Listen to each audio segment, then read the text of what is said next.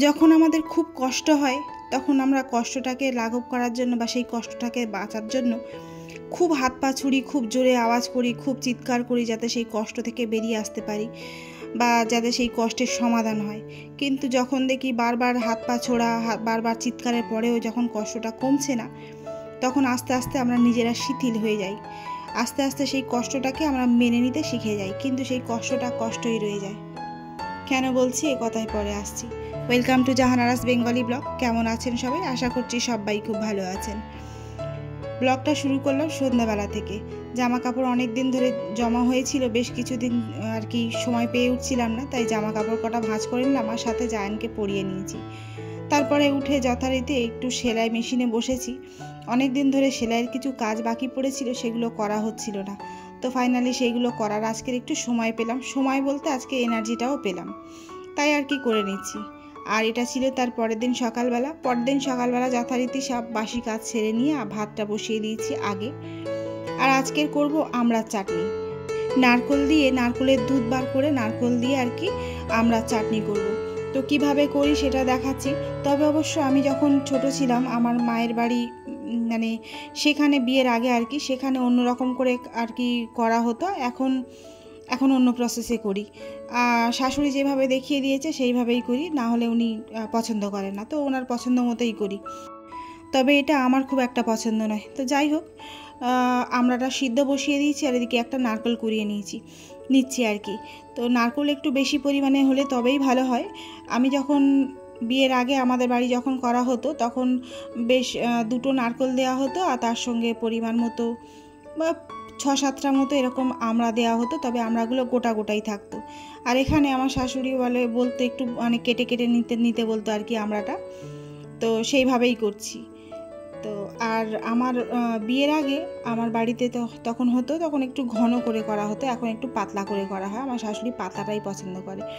তো যাই হোক, আমড়াটা সিদ্ধ বসিয়ে দিয়ে আর এদিকে একটু সয়াবিনের তরকারি করব, তাই সয়াবিনটা ভিজিয়ে রেখেছিলাম প্রথমে, তারপর সয়াবিনটা ভিজে গেলে ভেজে নিয়ে সমস্ত মশলা যেমনভাবে করে আর কি, সবাই তো জানে, রেসিপি দেওয়ার কিছু নেই, তো সেইভাবে করে নিচ্ছি।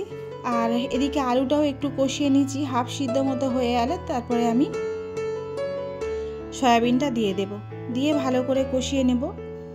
আর গরম মশলাও দিয়েছিলাম, গোটা গরম মশলা, তারপরে শেষের দিকে আবার গরম মশলার পাউডার দিয়ে দেবো একটু আর কি। ভালো করে কষিয়ে নিয়েছি, বেশ অনেকক্ষণ ধরে কষিয়েছি, না হলে কিন্তু সয়াবিনের যে কাঁচা গন্ধটা সেটা যায় না, যদিও ভেজে নিয়েছিলাম। আর এদিকে দেখুন 2টো ডিম ভেজে আর কি পোচ করে আর ডিমের মানে সয়াবিনের মধ্যে দিয়ে দিয়েছি, কেননা আমার জিসাদ আর কি সয়াবিন খেতে মোটেই পছন্দ করে না। তো এদিকে দেখুন এই যে আমড়াটা সিদ্ধ হয়ে গিয়েছে, এবার এটাকে ম্যাশার দিয়ে ভালো করে একটু চেপে নিচ্ছি যাতে আমড়ার একটা কাত তৈরি হয়। তো ভালো করে আর কি ম্যাশ করে নিচ্ছি।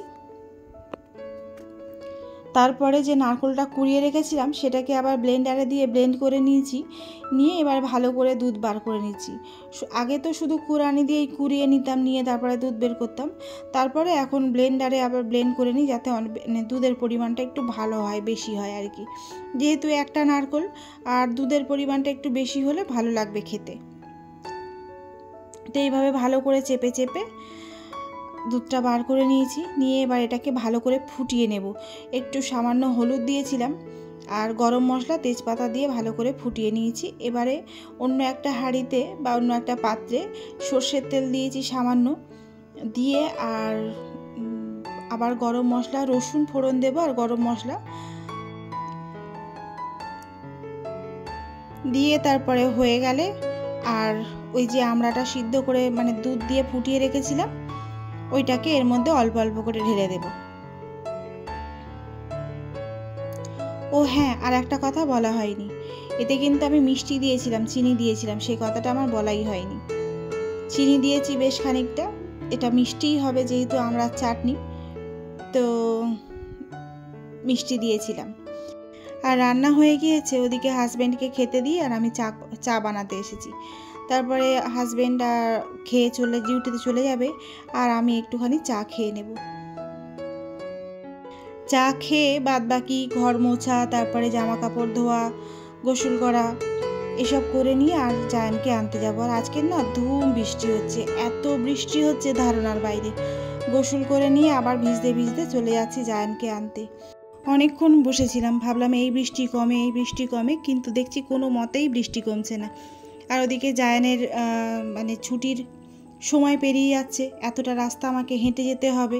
এই সময় হয়তো কোনো টোটোও পাবো না যে টোটোতে করে যাব, তাই আর কি হেঁটে হেঁটে যাচ্ছি। আর এই দেখুন কত পানি জমে গিয়েছে। আর এবারে শুরুতেই যে কথাটা বলেছিলাম সে কথায় আসি। আমি আরজি করের ঘটনার কথাই বলছি। প্রথম মনে হয়েছিল দম বন্ধ হয়ে যাবে, সত্যি কত কষ্ট হচ্ছিল বা এখনও হচ্ছে, কিন্তু সেই কষ্টটা যেন আমাদের গা সওয়া হয়ে গেছিলো। প্রথম মনে হয়েছিল যে হ্যাঁ এক্ষুনি সেই বিচার পেতে হবে, এক্ষুনি বিচার দিতে হবে। সবাই যা কতটা মিছিল, মানে যেভাবে মিছিল বেরোচ্ছিল, যেভাবে সবাই রাস্তায় নেমেছিল, তো এখন দেখুন সেইটা না কিভাবে শিথিল হয়ে যাচ্ছে যেন দিন দিন। সেই উত্তেজনাটা আমি আর দেখছি না।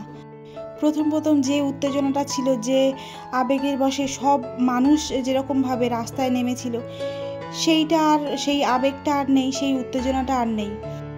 যেন কষ্টটা গা সওয়া হয়ে গিয়েছে, সহ্য করে নিচ্ছি আমরা। না হলে ভাবুন আর কতদিন লাগে এই বিচার পেতে। যাই হোক, অনেক কিছু বললাম, জানি না কতটা ঠিক কতটা ভুল বললাম। চলে এসেছি একেবারে সন্ধেবেলা। তো কিছুটা কর্ন কিনেছিলাম, সে শুকনো কর্ন আর কি, মানে ভুট্টা যেগুলোকে বলে, ভুট্টার দানা। তো সেগুলো কিনেছিলাম জায়ানের প্রজেক্টে লাগানোর জন্য, প্রজেক্টে লাগবে বলে এগুলো কিনেছিলাম।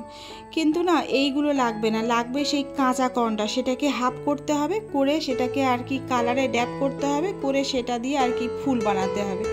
তো এই শুকনো কর্ন দিয়ে হচ্ছিল না, তো সেই বাড়িতে পড়ে পড়ে নষ্ট হবে, তো যার কারণে আমি জায়ানকে আর জিশাদকে একটু পপকর্ন বানিয়ে দিলাম। আর এইভাবে বাড়িতে পপকর্ন বানালে না খুব সুন্দর খেতে লাগে। সামান্য, আমি তো সাদা তেল দিয়েছি, এটাকে বাটার দিয়ে করলে আরও সুন্দর লাগে। বাটার আর মরিচ গুঁড়ো, জিরে মরিচের গুঁড়ো আর কি দিয়ে আর করেছিলাম। তারপরে হাজব্যান্ড বাড়ি ফিরলে আর চলে এসেছি একটু বাজারে, কিছু কেনাকাটা করার আছে আর কি। বেশ অনেক দিন ধরে যাব করে আর হয়ে উঠছিল না। তো আজকের ফাইনালি হাজব্যান্ড বললো যে চলো আজকের কিনে নিই, তো যার কারণে আর কি চলে এসেছি। আর এখানে না ভিডিওটা কিভাবে ঝাপসা হয়ে গেল আমি বুঝতে পারছিলাম না।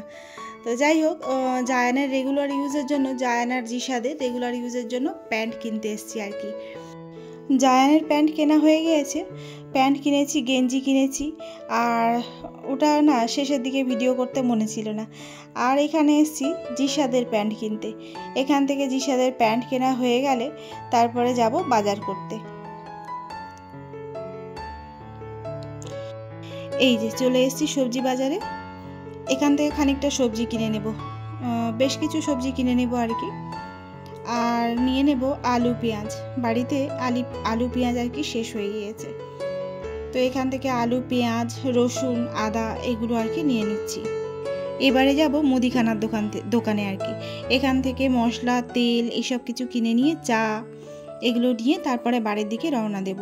তো চলুন আজকে ভিডিওটা এই পর্যন্ত রাখি, দেখা হবে পরবর্তী কোনো ভিডিওতে। ততক্ষণ ভালো থাকবেন, সুস্থ থাকবেন এবং আমার আজকে ব্লগটি কেমন লাগলো জানাবেন।